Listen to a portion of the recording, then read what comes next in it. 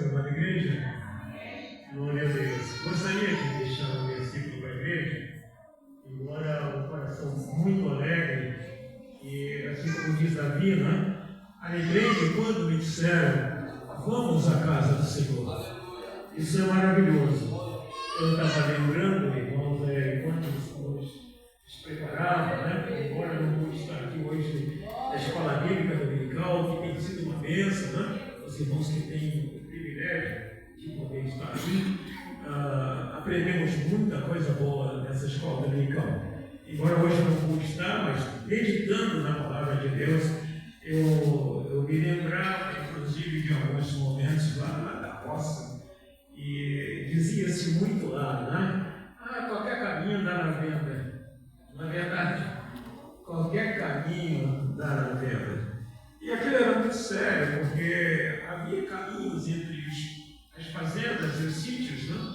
E realmente era só seguir aquilo ali, aquele caminho tinha que dar em algum lugar.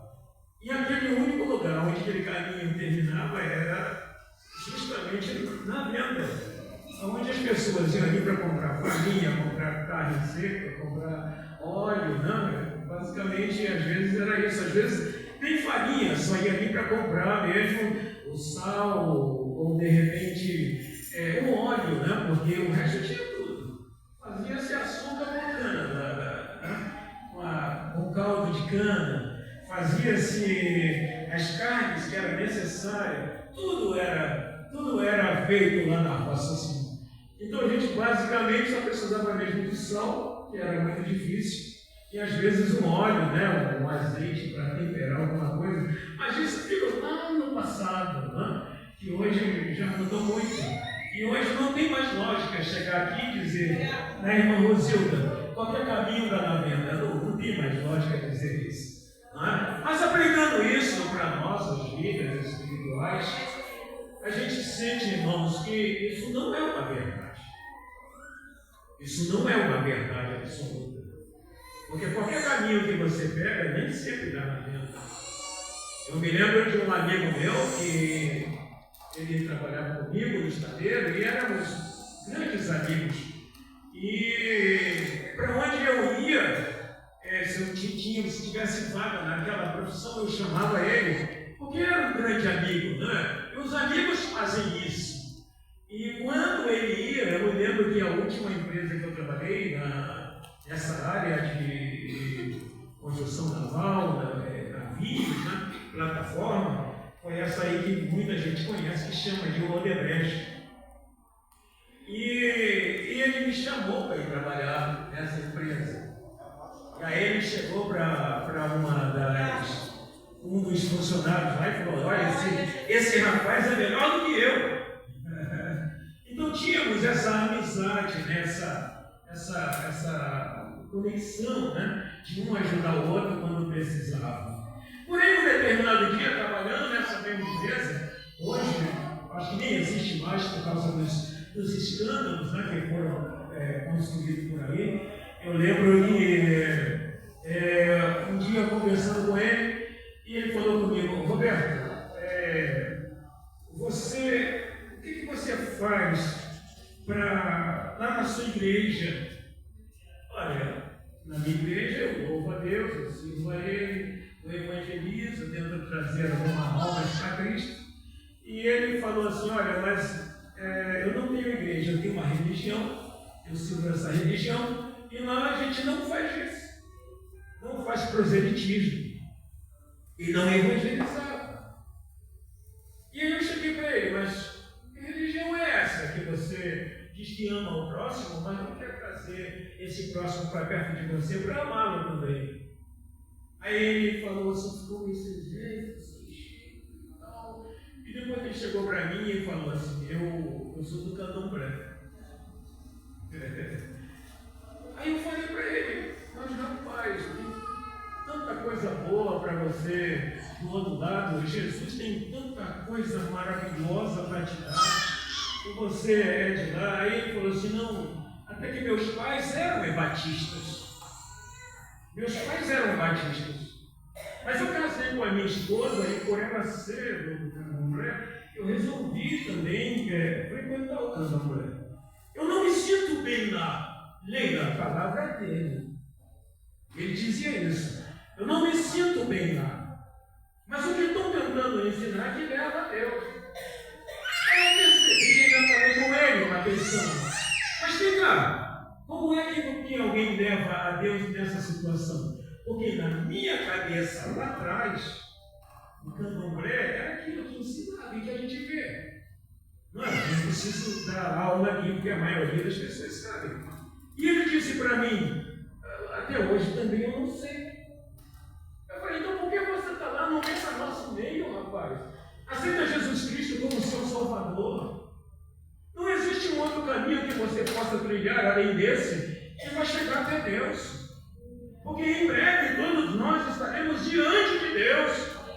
Em breve todos nós teremos que dar conta para Deus.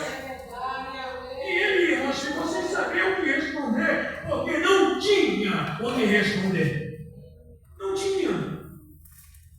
Gabriela, eu confesso para a senhora, eu lutei ainda meses para poder trazer esse jovem, aquele moço de volta para nós, de volta para o nosso meio. Porque se ele era batista, tem que voltasse para Batista, já era um bom começo. Irmãos, a empresa chamou-nos para irmos para o Iraque. Não sei se vocês não se lembram, na época lá de 85, 88, final da década de 80, início de 90, o Iraque era uma potência, né? Ele estava fazendo muitas obras e a Odebrecht foi chamada para fazer muitas obras lá. E eu me lembro que na época eu já era casado, em 91, né? Eu era casado e quem era casado ficava 6 meses.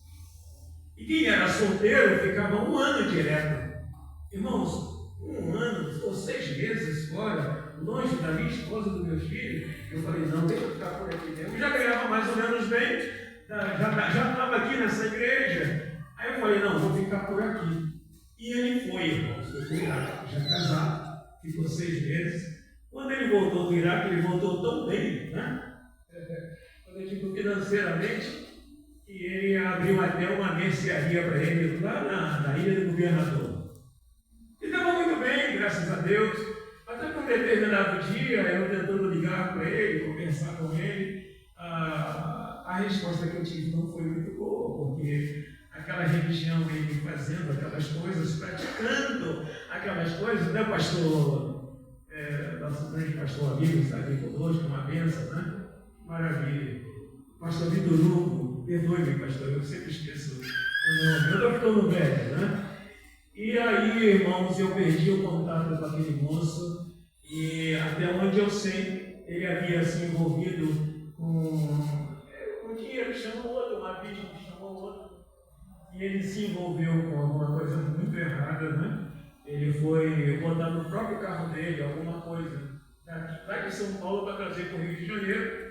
E no meio do caminho foi parado pela vice e acharam ele com 50 quilos de uma substância branca e ficou preso durante muitos anos.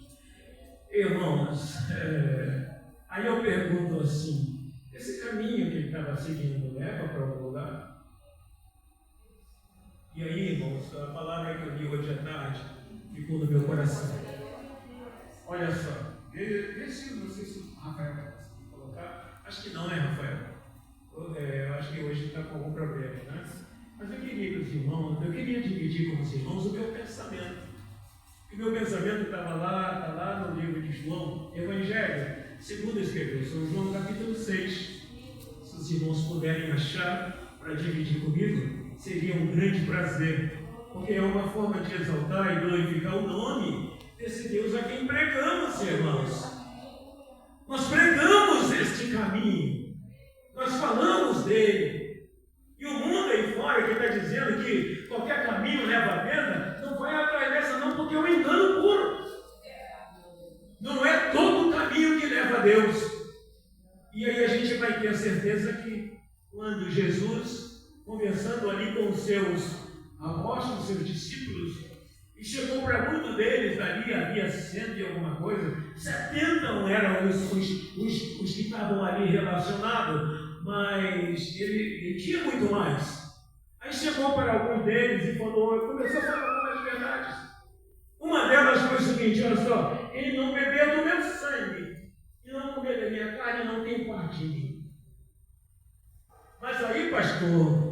pastores aqui na minha retaguarda.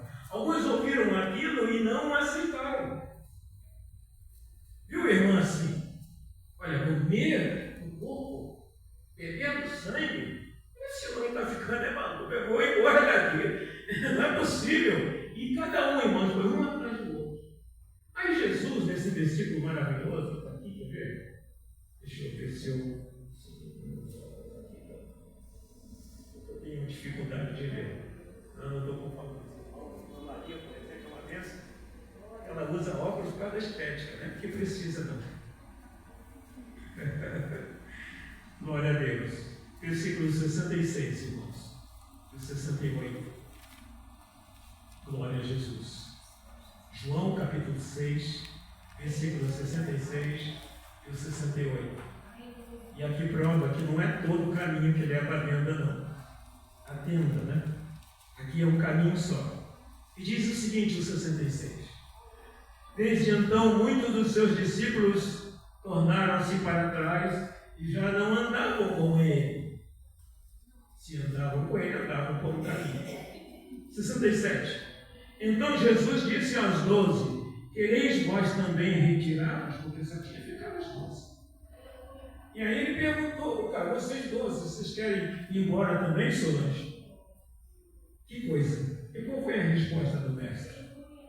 Qual foi a resposta que o mestre recebeu de um deles? Diz o seguinte, respondeu-lhe, pois, Pedro, Simão Pedro, Senhor, para quem iremos nós? Tu tens a palavra de vida eterna, e nós temos crido e conhecido que tu és o Cristo, o Filho de Deus. Para onde mais iremos, irmãos? Para o Candomblé, como diz o nosso amigo, e teve um fim meio estranho? Iremos para os governos? Iremos para outras religiões? Jesus é o caminho. Ele é a verdade. E ele é a vida.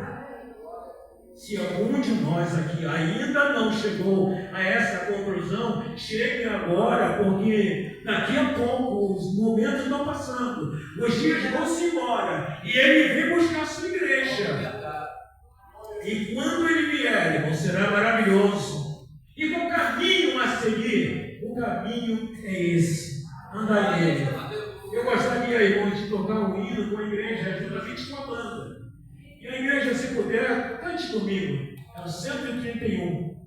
Tenho certeza que o nome do Senhor vai ser glorificado.